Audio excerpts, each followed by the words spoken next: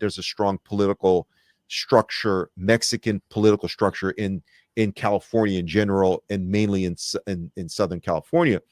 But man, this is like, I'm growing up in the 80s, you know what I'm saying?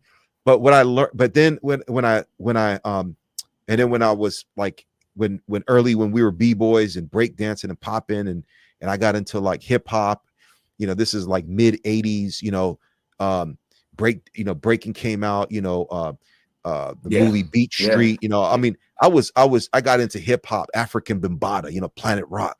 I mean, I was a straight b-boy popper, man. And I just, all my friends were basically like, you know, Black, Caribbean, you know, from New York.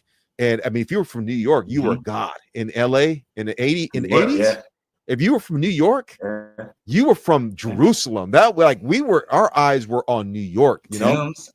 And basically, and this is kind of, I think this is a little bit before the Timbs, but that was like 90s R&B, hip hop, you know, influence of different, you know, what's that producer, Timberland, you know.